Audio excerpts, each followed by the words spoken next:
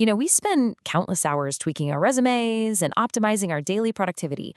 But when was the last time you actually paused to check the foundation holding all of that up? Let's jump right into this explainer. Today, we're diving into a vital yet often totally ignored practice: aligning your life and work philosophies. We're going to see why getting this alignment right is basically the secret to avoiding burnout and how you can do a really powerful annual checkup to get yourself back on track. So here's a massive paradox of modern adulthood. Why do we think so much about work, but so little about life? We pour immense cognitive energy into our careers, right? Yet we rarely pause to reflect on our actual lives. Look, the real reason a job becomes absolutely unbearable is rarely the daily tasks themselves. More often than not, it's a severe misalignment with your broader life philosophy.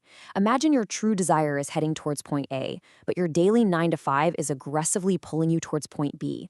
Over time, I don't care how prestigious your title is or how impressive your salary gets, that job is going to turn into a source of deep internal friction. To fix this, we need to get our definitions straight. Your life philosophy is your ultimate compass. It's what you fundamentally believe makes a life truly worth living. Your work philosophy, on the flip side, is the gritty reality of how you're spending your 8, 10, or 12 hours every single day. And here's the thing: we can't treat these as isolated silos. Reflecting on your life philosophy isn't some abstract exercise just for academics in tweed jackets. It literally dictates how you wake up in the morning, how you deal with your boss, and how you make your biggest life choices. Think about the sheer physical reality of misalignment.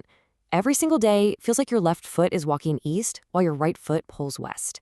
You're literally tearing yourself apart. Picture a high-earning executive who values family time above absolutely everything else, yet they're grinding through 80-hour weeks. It's like climbing a corporate ladder tirelessly, only to realize at the top that it's leaning against the wrong wall. Now, contrast that with alignment. When your work actually serves your broader goals, it creates this incredible synergy. Picture a slightly lower-earning creative who values autonomy and actually gets to design their own schedule. Even when that job gets tough, because it's aligned with their core values, it acts as a structural pillar, fueling a powerful inner core. It's the difference between fighting yourself and fueling yourself. But if you stay in that misaligned state, something incredibly insidious starts happening. Even if you achieve massive professional success and hit every single metric society throws at you, if it contradicts what you fundamentally believe gives life meaning, you are going to accumulate a deep, nameless pain. You know what I'm talking about? It's that heavy sinking feeling in your chest on a Sunday night, or that totally hollow sensation when you get a major promotion but feel absolutely nothing. It's your inner self recognizing that your daily actions are basically a betrayal of your ultimate purpose. Which brings us to the pathology of midlife numbness. Let's break down why self-reflection suddenly becomes so incredibly difficult as we age and diagnose the root causes of this creeping numbness. The primary culprit here, our environment. Society doesn't exactly encourage an explicit, loud personality. Instead, we're taught a very specific set of survival skills for the workplace. We learn to ignore our own needs. We are explicitly taught that silence makes a good employee. We learn to swallow our emotions and prioritize chasing measurable results over actual meaning. So what do? We build up psychological armor to survive the corporate environment, piling on these behaviors year after year until a thick layer of dust completely covers up our true inner selves. And this brings us to an incredibly poignant realization.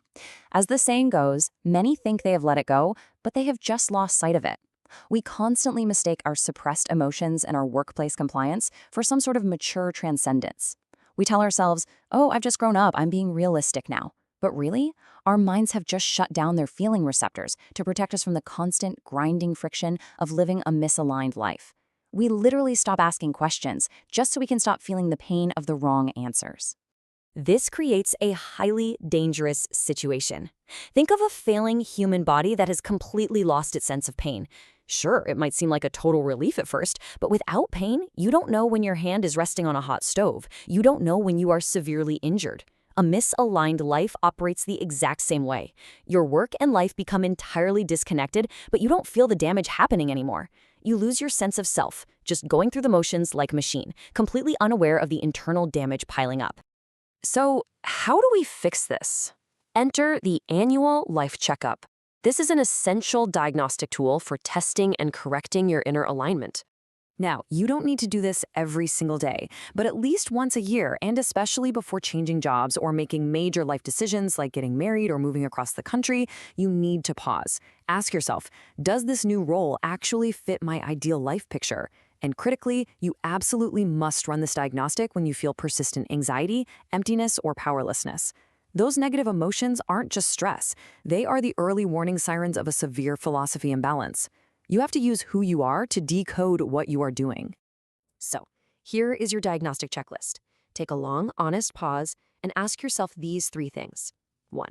Are the things you're doing right now bringing you closer to or further away from the person you actually want to be? 2. If your younger self met you today, would they feel betrayed? And 3. If absolutely nothing changes, can you truly accept living the exact same way for the next 5 years? If the answers to these questions make you squirm in your seat, that is a clear, flashing signal that an alignment correction is desperately needed. Now, as you reflect on those questions, please avoid the trap of perfectionism. You do not need a flawless, perfect answer. You don't need some 50-page manifesto detailing your exact purpose in the cosmos.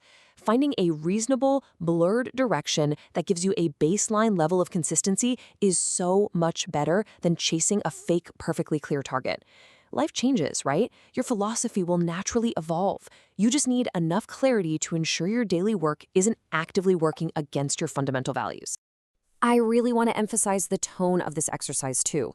This checkup is not an interrogation. It is not about self-denial, and it is definitely not about moral kidnapping or making yourself feel guilty for past choices. Instead, you need to view this reflection as an act of profound self-care. It's a way of gently wiping the dust off your inner self. It's an unburdening, a gentle restart that allows you to re-enter your life and your workplace not as a numb machine, but as a fully aligned, breathing human being. This realization is absolutely vital for our generation. We were kind of forced to be realistic way too early, often shutting down the big questions about what kind of life we truly want by the time we hit our late 20s or early 30s. And the trap is, we mistake that closure for maturity and stability. But we have to realize that prematurely shutting down our introspection is not stability at all. It is a direct path to a numb, robotic existence.